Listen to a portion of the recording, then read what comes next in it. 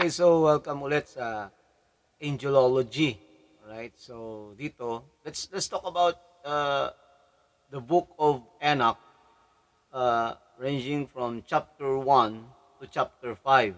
Let's just look at the summary of the book of Enoch from chapter 1 to chapter 5. Then the next video ko about angelology, we're going to discuss chapter 6 to chapter 10. Right? All right. So actually, this is gonna be one of the best and most understood thread, no, in fact, in terms of the book of Enoch, no? A book which mentions many strange things, including mentioning of the Christian theologies, as well as names for angels and their purposes. This book had said, all right. Okay, to be lost for many centuries, yet it was found within the Dead Sea Scrolls. So ito pong Book of Enoch, it contains some of the most revealing tales of a man who walked with God. Walked with God. He was given an advanced knowledge kung si Enoch, no? As well as gave hope to a religion in distress. Right? So this is potentially the first, no, book to maintain in popularity, and was a book revered as written by Enoch himself. So ito po ay written by Enoch. Siya mismo po ang sumulat, no? Yet many say this is the work of aliens, no? Or what is mentioned in the book of Enoch, the watchers. So they consider that the watchers are the aliens, no? So it was one of the greatest literary works of its day. Now, let us start. No? Tignan natin kung ano yung nilalaman niya. So, this is the book of Enoch. No? Chapter 1 tayo po, guys. In chapter 1, it pertains to the last generation. Ang ano nito, it was entitled The Last Generation. And it specifically refers to the judgment day. The judgment day. Right? So, it starts with the words of the blessing of Enoch. Were with the blessed, the elect, and the righteous who will be living in the days of the tribulation, or the days of the end, when the wicked and the godless will be removed off the earth. So, ibig sabihin nito, itong during this tribulation, yung mga wicked at saka yung mga godless ay aalisin dito sa ating mundo. Right? In which Enoch saw a vision, no, from God, which showed him the Holy One. So, nagkaroon siya ng vision, no? Pinapakita sa kanya ni God yung the Holy One. And he saw the next generation of possibly humanity. So, kung babasahin po ninyo yung chapter 1 ng Book of Enoch, doon lahat siya specify doon sa the tribulations, or we call that as the days of the end. Kaya po the chapter refers to the last generation, kasi possibly nung ipinakita po ni God sa kanya in a vision, no, yung Holy One, saka yung possibly the next humanity, no, yung susunod pong humankind, no? So yun po. So ito nga po ay actually sinabi sa kanya ng tinatawag na mga watchers, pero sa iba namang mga scientista, ang sabi nila, these are aliens, no? Alright? So, but I think this is God, no?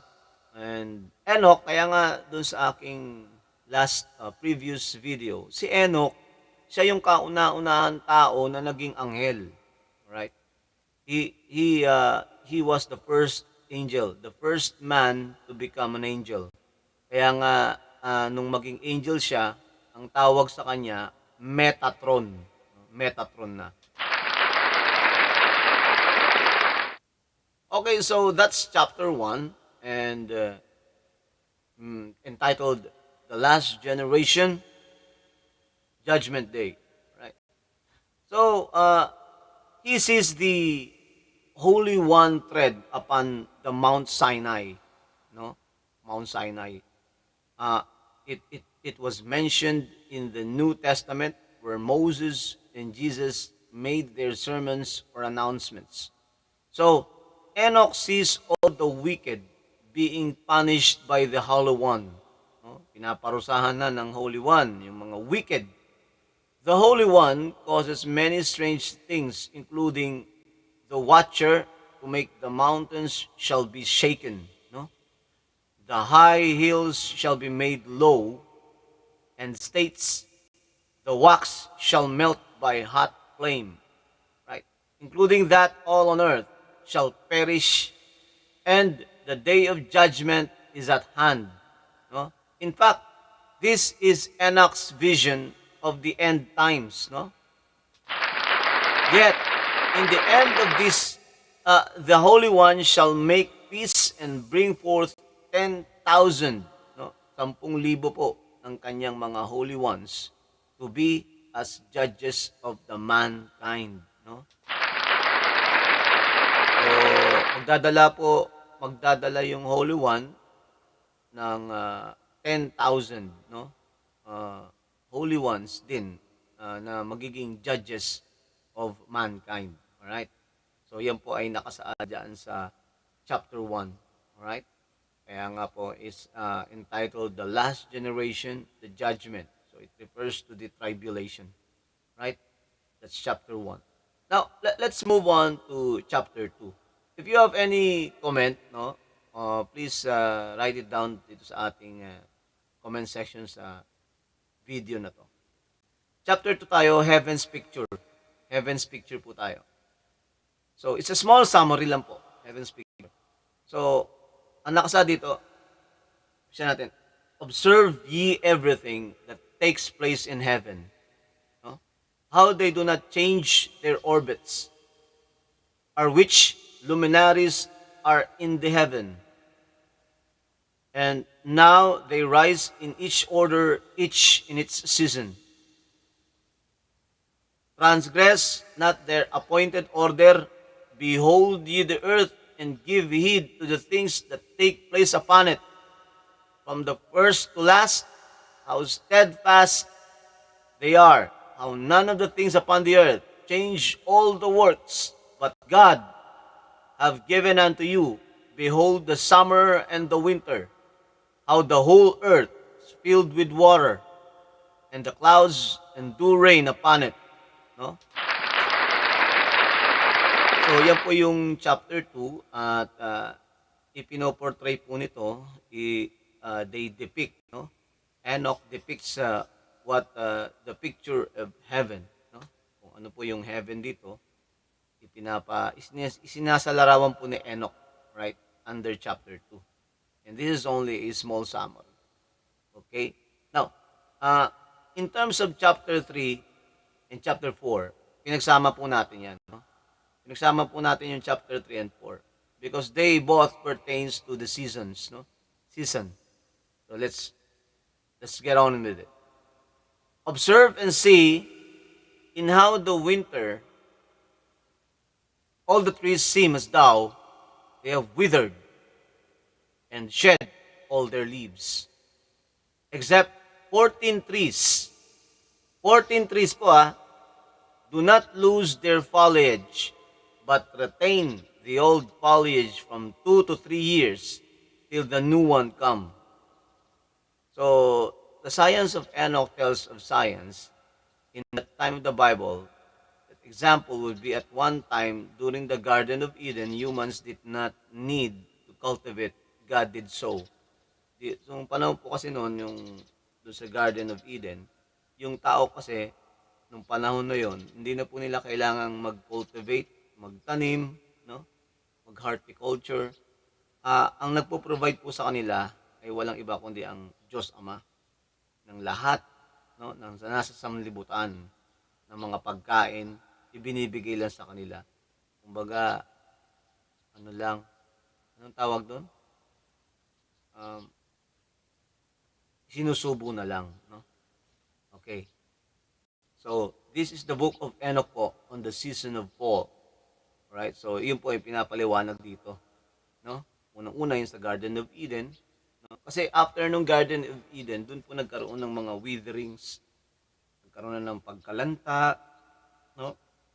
Meron ng pagkakaroon ng pagkabaog, no? Yun na yung sumunod doon. Right? So, and again, observe ye the days of summer, how the sun is above the earth over against it. Some might call this a contradiction, saying that the sun is against the earth. And you seek shade and shelter by reason of the heat of the sun. And the earth also burns with growing heat. And so you cannot tread on the earth or on the rock by reason of heat. In fact, this is true, yet some depict as climate change 1,000 of years earlier. It's always been like these environmentalists. So this pertains to the book of Enoch regarding on summer. So that's why we have merged the two chapters, the chapter 3 and 4, because it pertains to the season. So referring to the book of Enoch on the season of fall, and the book of Enoch on the season of summer, no? Fall and summer. Right? So he tries to explicate it to us. Okay? Then the next is chapter 5, right? Chapter 5, pertaining to the nature and the punishment of sin. So nature and punishment of sin. So Enoch talks about how God created the trees, no, in this chapter, no? Ang pinag-usapan po dito, how God created yung puno, yung prutas, and that without him they would never have existed, yet man abused their power, no? No? Kasi kung wala talaga ang ating Diyos Ama, everything will not exist. Kaya nandyan yung mga yan, they have their existence because of our God the Father, no? Nandyan siya. So here, by tempting themselves, no, in the Garden of Eden, so God hath created their punishment. So ito nga po yung sinasabi natin dito, yung men abused their power. Right? It only explicates the basis of this, yung nandun po tayo sa Garden of Eden, no? With Eve. And Eve was tempted by the snake, no? Snake. So because of that, kasi the thing is that mankind, no, being a human, we are endowed with a gift of will. We have a free will. No? Tayo may free will, but the angels, they do not have free will. No? They only follow the command. But mankind, we have our own free will. Right? So that's the problem, okay? Doon magsisimula yung problema kasi because of the will, we have a choice. And because of that, we can have our own decision making. All right? If it will be good or bad. All right? So, yun po talaga will. Yung will ang magsisimula ng lahat. If that will suffice the lesson or the study coming from God, if you will follow it or not, it depends upon the will of each and every one of us. Kaya for me, kaya nga nagkaroon tayo ng problem arises. Problem arises because of the will. Kasi ngayon sa will na yan, no? Mayroon tayong sariling desisyon. Yan yun. Right? Kaya nga minsan yung mga angels na yan, naiinggit sa atin yan because of our will. Naiinggit sila, kaya gusto nilang maging tao. Right? If you have watched if you have watched the movie of Nicolas Cage, no? City of Angels, no? Na si Nicolas Cage, anghel, na in love siya, no? Then, he want to be a human, no? Alright. So, isa yon na gustong gawin ng mga anghel para ma-experience nila kung ano ba yung experience ng having a will. Alright? So, another thing here is that is under chapter 5, ano? Kasi sa chapter 5, we try to look at the nature and punishment of sin. The nature of sin, the punishment of sin. Kaya nga, minsan nag-iisip ako, I think it's because of the will, no? Kung ano yung, kasi sa will, nagkakaroon ng choice, mamimili ka. Gagawin mo ba to o hindi? Ikakabuti mo ba to o ikasasama? Yun siya.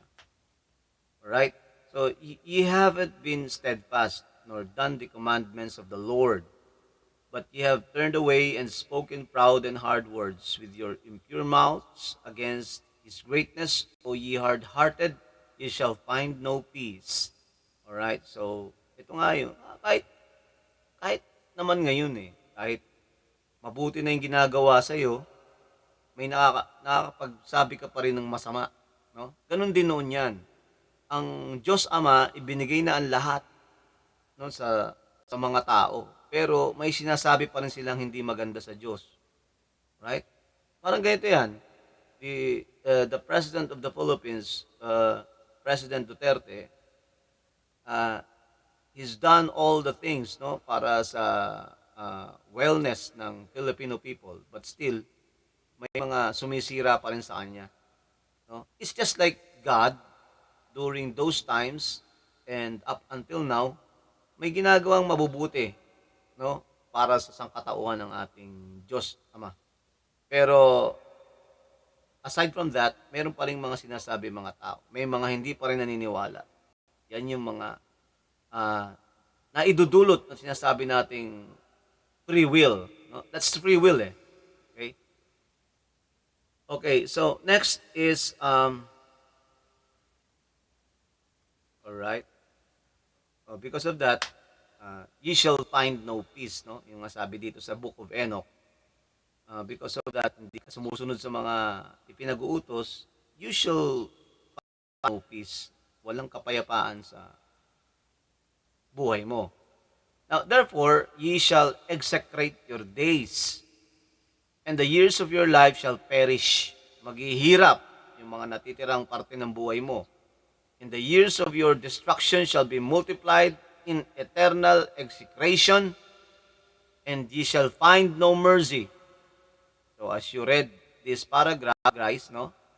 As we have read this, we see proof that we once used to live many years, but as our sins increased, we began to fall from grace.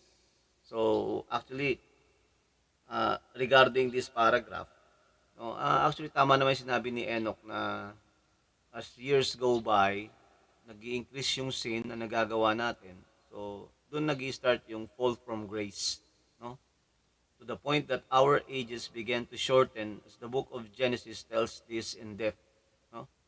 Kaya umiikli yung, kung mapapansin ninyo, habang tumatagal kasi yung buhay ng tao, marami siyang nagagawa na acquire ng mga sins. No? Kung mapapansin ninyo, habang sa pagtagal ng panahon, paiksi yung lifespan ng tao. No? Yan yung sabi ni Enoch. Dahil nga noong mga panahon yun, kamukha ni Enoch, he lived 365 years. Si Methuselah, I think 800 plus years, no? Alright, so, kaso nga lang habang paba, umiiksi. Ngayon nga, lifespan na lang ngayon. 70 to 80. Swerte na yung magiging 90 to 100, di ba? Okay. So, yan po yun. So, dito po sa chapter 5, yung the end of this chapter is very simple. No? But all of you, all shall abide a curse. No? May sumpa. No? But for the elect, there shall be light, joy, and peace. For they shall inherit the earth. So those that live in these three requirements shall inherit the earth. Alright? Light, joy, and peace. Okay? So, may suswertehin talaga, merong di suswertehin, kasi yung mga suswertehin, yun yung mga nananampalataya sa Diyos. Yung mga against it, sorry na lang sa kanila. Then, chapter 6 po, chapter 6, in fact, it tells the story of the fallen angels and the watchers. Right? The fallen angels and the watchers. So, ngayon po, we have discussed chapters 1 to 5 of the book of Enoch. No? So, napakaganda po na-discuss natin topic. No? Actually, it pertains to, kaya ako, nag-iisip ako regarding sin. Ano ba talaga ang pinag-umpisahan ng sin? Para sa akin, sin is existing because we have what we call as the will. The will. We have free will. Kasi if you don't have a free will, angel na tayo nun, mga anghel na tayo. Kasi ang anghel walang will eh. Ngayon, if you are endowed with will, that is the starting point. Magkakaroon ka ng how to, kaya doon din lahat mag-start eh. Kaya nandun yung destiny. No, it's because of your will. You must choose what path are you going to take. Diba? Because of will. Kaya ka may free will para magdesisyon ka sa buhay mo. Magdesisyon ka kung mapapabuti ba ang buhay mo o mapapasama. Nasa sa'yo yan. Wala tayong dapat sisihin eh. Nasa sa'yo yan. Kahit sa pinakamaliit na pagkakamali mo. No? Huwag kang maninisi ng iba. It's because of your will. Right? It's because of your will. O kamukha nga nung kay Wamos. Diba si Wamos? He said that wala naman siyang kasalanan regarding that. Kasi ganito yun eh. Kung hindi mo inaya yung mga babae to collab with you, there will be no problem. Just make your own video, no? Kasi pag nagkaroon, halimbawa, inaya mo 'yan. Okay, Wamos, inaya mo yung mga babae na 'yan, no? May mga bata 'yan at magaganda. Diyan magsisimula ngayon ng iyong free will, no? Iisipin mo ngayon, no? Gusto ko 'to eh. Gagawa ba 'to ng ganito o hindi? Doon ka ngayon, doon papasok na naman aatake yung free will mo. No? Kasi yung unang free will mo diyan, yung nung inaya mo sila na mag-collab. At nung pumayag sila, kasi free will din nila, no? Nagtagpo kayo at nung nagkatabi kayo, another free will. Gagalawin ko ba to o hindi? Another free will. Kasi bawat decision mo sa buhay mo, doon magkakaroon at magre-resulta, no, ng kasalanan, no? Kung iiwas ka ba o hindi. It's because of the will, the free will. Kaya nga masaya mayroong free will. Alright? Nasabi ko na masaya ang free will, kaso free will entails full 100% discipline. Dapat you know it. Kung makakaapekto ba sa ito sa iyo, makakasama o makakabuti. That's what we meant by free will. Kaya nga yung mga angel, no, naiinggit sila, I think, ang mukha ni Lucifer, the power angel, naiinggit sila because of the free will. No? Because nagagawa natin yung gusto natin, no? Nagagawa natin gusto natin, sila hindi nila magawa. Dahil ginagawa lang nilang gusto nila kung sila ay uutusan ng Diyos Ama. Right? Yun yung sinasabi natin doon. So, yan po yung pinapaliwanag dyan. Alright? Tatalakay pa natin yan. Huwag kayong mag-alala yung chapter 1 to 5 na yan. Pero next video, let's talk about chapter 6 to 10. And it pertains to the fallen angels, no? Yung mga fallen angels and the watchers. Alright? So, hanggang dito na lang po tayo. Please subscribe to my channel. Then watch, like, share, and comment. And do not forget to ring the bell for video updates. Bye-bye. Sa inyo lahat.